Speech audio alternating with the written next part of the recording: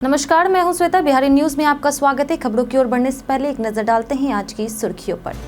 Patna airport से जल्द शुरू हो सकती है अंतरिक्ष उड़ानें। मंत्री ने संसद में उठाए गए सवाल का दिया जवाब। कहा, खाड़ी देशों और दक्षिण पूर्व एशियाई देशों के लिए भी उड़ानें संभव है।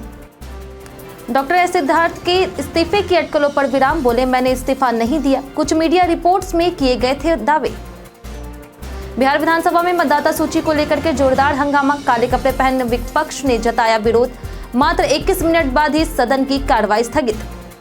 बिहार में मजदूरों के लिए नई नियमावली लागू। ओवरटाइम पर मिलेगा अब मजदूरों को दोगुना वेतन। नियम तोड़ने पर होगी कानूनी कार्रवाई। वॉशिंगटन सुंदर को शास्त्री ने बताया भविष्य का स्टार। सुंदर के बल्लेबाजी टेक्निक की तारीफ। कहा, नेचुरली गिफ्टेड बल्लेबाज है सुंदर। चलिए अब बढ़ते हैं शाम तक की बड़ी खबरों की ओर विस्तार से। पटना एयरपोर्ट से जल्द शुरू हो सकती है अंतर्राष्ट्रीय उड़ानें। पटना हवाई अड्डे से सिंगापुर, थाईलैंड समेत 15 देशों के लिए अंतर्राष्ट्रीय उड़ानों की संभावना बढ़ी है। नागर विमानन मंत्री राम मोहन नायडू ने संसद में बताया कि पटना एयरपोर्ट एक सीमा शुल्क अधिसूचित हवाई अड्डा है, लेकिन वर्तमान में यहां से कोई सीधी अंतर्राष्ट्रीय उड़ान नहीं है। केंद्र सरकार ने इसे 18 पर्यटन गेटवे में शामिल किया है, जहां से भारतीय एयरलाइंस को 5 सार्क देशों यानी नेपाल, भूटान, बांग्लादेश, श्रीलंका, मालदीव और 10 आसियान देशों जिसमें सिंगापुर, थाईलैंड, मलेशिया आदि के लिए असीमित उड़ानें संचालित करने की अनुमति है। मंत्री ने बताया कि खाड़ी देशों और दक्षिण पूर्व एशियाई देशों के लिए भी उड़ानें संभव है, बशर्ते मार्ग आर्थिक रूप से व्यवहार्य हो। उड़ानों का संचालन पूरी तरह वाणिज्यिक निर्णय और मांग पर निर्भर करेगा। इससे पटना से अंतर्राष्ट्रीय कनेक्टिविटी बढ़ने की उम्मीद है। आईएएस डॉक्टर सिद्धार्थ ने इस्तीफे की बात को किया खारिज। सोमवार को बिहार प्रशासनिक सेवा में हलचल मच गई जब शिक्षा विभाग के अपर मुख्य सचिव डॉक्टर एस सिद्धार्थ के इस्तीफे की खबरें सामने आई। कुछ मीडिया रिपोर्ट्स में दावा किया गया कि उन्होंने 17 जुलाई को मुख्यमंत्री नीतीश कुमार को स्वैच्छिक सेवानिवृत्ति यानी वीआरएस के लिए पत्र भेजा है। हालांकि खबरों के तूल पकड़ने पर डॉक्टर सिद्धार्थ ने इस्तीफे की बात को खारिज करते हुए कहा कि मैंने इस्तीफा नहीं दिया है। रिपोर्ट्स में कहा गया कि उन्होंने निजी कारणों का हवाला दिया था और सीएम की मंजूरी के बाद अंतिम निर्णय लिया जाएगा। डॉक्टर सिद्धार्थ नवंबर 2025 में रिटायर होने वाले हैं, इसलिए अचानक इस्तीफे की अटकलें चर्चा का विषय बन गई है। 1991 बेंच के आईएएस अधिकारी सिद्धार्थ को सख्त, टेक सेवी और जमीनी अफसर माना जाता है, जिन्होंने शिक्षा सुधार में अहम भूमिका निभाई है। पटना हाईकोर्ट लौटे जस्टिस सुधीर सिंह, फिर बने सीनियर जज। पटना हाईकोर्ट में जस्टिस सुधीर सिंह ने मंगलवार को शपथ ली। उनका तबादला पंजाब और हरियाणा हाईकोर्ट से पटना हाईकोर्ट किया गया। वे पहले भी पटना हाईकोर्ट में जज रह चुके हैं और अब चीफ जस्टिस वीएम पंचोली के बाद सबसे सीनियर जज होंगे। उनके पिता justice NP Singh supreme court के न्यायाधीश रह चुके हैं। जस्टिस सुधीर सिंह ने अब पटना यूनिवर्सिटी से कानून की पढ़ाई की और 1991 से वकालत शुरू की है। उन्होंने केंद्र सरकार, भारतीय रेलवे के लिए अधिवक्ता के रूप में भी काम किया है। 2015 में अस्थायी और 2016 में स्थायी जज बने थे। अब पटना में उनकी वापसी से न्यायिक व्यवस्था को उनके अनुभव का लाभ मिलेगा और वे महत्वपूर्ण मामलों की सुनवाई में अहम भूमिका निभाएंगे। उनकी नियुक्ति से हाईकोर्ट के न्यायिक कार्यों को मजबूती मिलने की उम्मीद है। बिना रिचार्ज 125 यूनिट तक बिजली मिलेगी मुफ्त। बिहार सरकार ने सभी घरेलू उपभोक्ताओं को हर महीने 125 यूनिट तक मुफ्त बिजली देने की घोषणा की है। स्मार्ट प्रीपेड मीटर वाले ग्राहकों को इस सीमा तक रिचार्ज कराने की आवश्यकता नहीं होगी और उनकी बिजली सप्लाई चालू रहेगी। पोस्टपेड उपभोक्ताओं को भी 125 यूनिट तक शून्य बिजली बिल मिलेगा। जिन उपभोक्ताओं पर पुराना बकाया है उन्हें रिचार्ज कराना अनिवार्य होगा ताकि राशि समायोजित की जा सके। 125 यूनिट से अधिक खपत करने वालों को पहले की तरह अनुदानित दर पर ही बिजली दी जाएगी। वहीं ग्रामीण उपभोक्ताओं को 2.15 रुपए प्रति यूनिट और शहरी उपभोक्ताओं को 5.52 रुपए प्रति यूनिट की दर से अतिरिक्त खपत पर भुगतान करना होगा। इस योजना से राज्य के करीब 1.86 करोड़ उपभोक्ताओं को लाभ मिलेगा, जिनमें से 1.67 करोड़ उपभोक्ता हर महीने 125 यूनिट से कम बिजली खपत करते हैं। बिहार विधानसभा में मतदाता सूची को लेकर जोरदार हंगामा। बिहार विधानसभा के मॉनसून सत्र के दूसरे दिन यानी आज विपक्ष ने काले कपड़े पहनकर जोरदार विरोध प्रदर्शन किया। विपक्षी विधायक अध्यक्ष की आसंदी के सामने नारेबाजी और पोस्टर लहराते दिखे। अध्यक्ष नंद किशोर यादव ने कई बार शांत रहने की अपील की, पर हंगामा जारी रहा, जिससे मात्र 21 मिनट बाद ही सदन की कार्यवाही दोपहर 2 बजे तक स्थगित कर दी गई थी। विरोध का कारण मतदाता सूची का विशेष गहन पुनरीक्षण है, जिसे विपक्ष ने धांधलीपूर्ण बताया है। विरोध प्रदर्शन विधानसभा परिसर के बाहर भी हुआ, जहां विपक्ष ने अध्यक्ष का रास्ता रोका। सोमवार को भी इसी मुद्दे पर बवाल हुआ था। यह सत्र नीतीश सरकार के मौजूदा कार्यकाल का अंतिम सत्र माना जा रहा, जो 25 जुलाई तक चलेगा। इस दौरान कई विधेयकों, बजट और समितियों की रिपोर्टों को सदन में प्रस्तुत किया जाएगा। ओवरटाइम पर मिलेगा अब मजदूरों को दोगुना वेतन। बिहार सरकार ने राज्य के 8000 से अधिक रजिस्टर्ड कारखानों में काम करने वाले 2 लाख मजदूरों के लिए नई नियमावली लागू की है। इसके तहत मजदूरों से अधिकतम 8 घंटे प्रतिदिन और 48 घंटे प्रति सप्ताह ही काम लिया जाएगा। ओवरटाइम पर दोगुना वेतन देना अनिवार्य होगा। नियम कारखाना अधिनियम 1948 की धारा 59 के तहत लागू है। 500 या अधिक कामगारों वाले कारखानों में सुरक्षा अधिकारी की नियुक्ति और प्रत्येक कारखाने में सुरक्षा समिति का गठन अनिवार्य होगा। 1 अक्टूबर 2024 से न्यूनतम मजदूरी में 3.17% वृद्धि भी लागू होगी, जिससे कुशल अकुशल मजदूरों को श्रेणी के अनुसार उचित वेतन मिलेगा। नियम तोड़ने पर कानूनी कार्रवाई होगी और श्रम निरीक्षक निगरानी करेंगे। यह कदम मजदूरों के शोषण को रोकने और कार्यस्थल की सुरक्षा और पारदर्शिता बढ़ाने के लिए उठाया गया है। भोजपुर में मुठभेड़, 2 अपराधी घायल, 1 गिरफ्तार।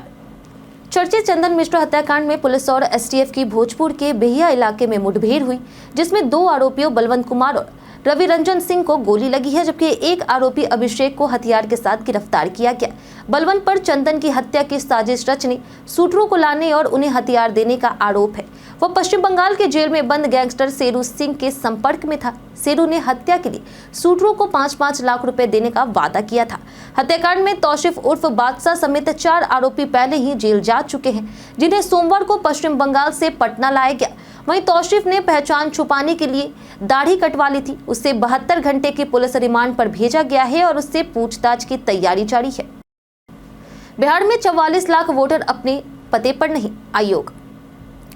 बिहार में चल रही मतदाता सूची के विशेष गहन पुनरीक्षण के दौरान चुनाव आयोग ने बताया कि 43,92,864 मतदाता अपने पते पर नहीं मिले, जो कुल मतदाताओं का 5.66% है। इसके अलावा 29.62 लाख मतदाताओं ने अब तक गणना फॉर्म नहीं भरा है, जबकि इसकी अंतिम तिथि में केवल 4 दिन शेष है। चुनाव आयोग का लक्ष्य है कि 1 अगस्त को प्रकाशित होने वाली प्रारूप मतदाता सूची में कोई भी मतदाता छूटे नहीं। अब तक 90.67% यानी 7.16 करोड़ मतदाताओं के फॉर्म प्राप्त हो चुके हैं। पुनरीक्षण में 11,484 मतदाताओं की कोई जानकारी नहीं मिल पाई है। वहीं 11 निर्धारित दस्तावेजों के आधार पर मतदाता सत्यापन किया जाएगा। विपक्ष द्वारा दस्तावेजों को लेकर उठाए गए सवालों पर आयोग ने सभी विभागों से दस्तावेज उपलब्धता पर रिपोर्ट मांगी है। बिहार में 2126 नए सहकारी गोदाम बनकर हुए तैयार। सहकारिता मंत्री डॉक्टर प्रेम कुमार ने समेकित सहकारी विकास परियोजना की समीक्षा करते हुए अधिकारियों को सहकारी समितियों की आधारभूत संरचना को प्राथमिकता देने के निर्देश दिए। ये परियोजना वर्तमान में बिहार के 6 जिलों मोतिहारी, औरंगाबाद, बेगूसराय, दरभंगा, बेतिया, पूर्णिया में लागू है। इसके तहत अब तक 2126 नए गोदामों का निर्माण और 322 गोदामों की मरम्मत हो चुकी है। साथ ही 108 समितियों में चावल मिलों का निर्माण पूरा हो गया है। परियोजना की कुल लागत 315.51 करोड़ रुपए है। इन जिलों में निर्मित संरचनाओं की अनाज भंडारण क्षमता 3,33,850 टन तक पहुंच चुकी है। इसके अतिरिक्त 1,54,571 सहकारी समितियों के सदस्यों को प्रशिक्षण भी दिया जा चुका है। यह परियोजना राज्य की सहकारिता व्यवस्था को मजबूत करने की दिशा में एक महत्वपूर्ण कदम है। मुंगेर में 25 जगह इलेक्ट्रिक चार्जिंग पॉइंट बनाने की मिली मंजूरी।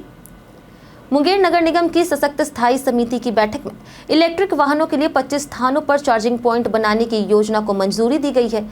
महापौर कुमकुम देवी की अध्यक्षता में हुई बैठक में नगर आयुक्त शिवाक्षी दीक्षित समेत अन्य सदस्यों ने 1 दर्जन से अधिक एजेंडे को स्वीकृति दी है। चार्जिंग पॉइंट के लिए पहले स्थलों का निरीक्षण होगा, फिर चार्जिंग शुल्क तय किया जाएगा। साथ ही शहर में एक चौक को विकास चौक के रूप में विकसित करने, हर वार्ड में 2 प्याऊ लगाने और नगर निगम के खराब सफाई उपकरणों की मरम्मत के प्रस्ताव को भी मंजूरी मिली है। शहर के बड़े नालों की मरम्मत के लिए प्राक्कलन तैयार कर प्रशासनिक स्वीकृति भेजने का निर्णय लिया गया। वहीं संभावित चार्जिंग स्थलों में Sitaria petrol pump, Vaidyanath school, बिंदवाड़ा मोड़, मिर्ची तालाब आदि शामिल है। बिहार विधानसभा में कार्य मंत्रणा समिति का गठन। बिहार विधानसभा में कार्य मंत्रणा समिति का गठन किया गया है, जिसकी अध्यक्षता विधानसभा अध्यक्ष नंदकिशोर यादव करेंगे। समिति में मुख्यमंत्री नीतीश कुमार, उप मुख्यमंत्री सम्राट चौधरी और विजय कुमार सिन्हा, जल संसाधन मंत्री विजय कुमार चौधरी, ऊर्जा मंत्री विजेंद्र यादव, नेता प्रतिपक्ष तेजस्वी यादव और कांग्रेस विधायक शकील अहमद खान शामिल हैं। नरेंद्र नारायण यादव, आलोक मेहता, महबूब आलम, सूर्यकांत पासवान, अजय कुमार और ज्योति देवी को विशेष आमंत्रित सदस्य बनाया गया है। इसके अलावा अमरेंद्र प्रताप सिंह, दामोदर रावत, विजय शंकर दुबे, भूदेव चौधरी और ज्योति देवी को पीठासीन सदस्य घोषित किया गया है।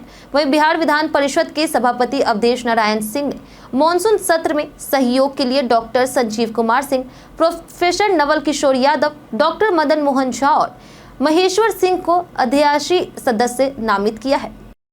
भाकपा ने बिहार चुनाव के लिए 24 सीटें मांगी। भारतीय कम्युनिस्ट पार्टी यानी भाकपा ने आगामी बिहार विधानसभा चुनाव के लिए 24 सीटों पर दावेदारी पेश की है और यह सूची महागठबंधन की समन्वय समिति अध्यक्ष तेजस्वी यादव को सौंप दी है। भाकपा के राष्ट्रीय महासचिव डी राजा और प्रदेश सचिव राम नरेश पांडे ने बताया कि पिछले चुनाव में पार्टी को मात्र 6 सीटें दी गई, जबकि उसकी राज्यव्यापी उपस्थिति और प्रभाव अधिक है।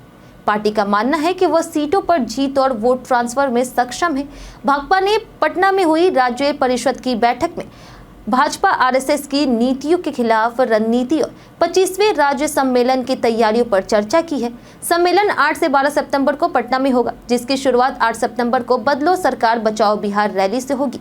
डी राजा ने पार्टी के सोशल मीडिया नियंत्रण कक्ष का भी उद्घाटन किया। भाजपा विधायक ने की नीतीश को उपराष्ट्रपति बनाने की मांग। उपराष्ट्रपति जगदीप धनखड़ के इस्तीफे के बाद नए उपराष्ट्रपति के चयन को लेकर के चर्चाएं तेज हो गई है।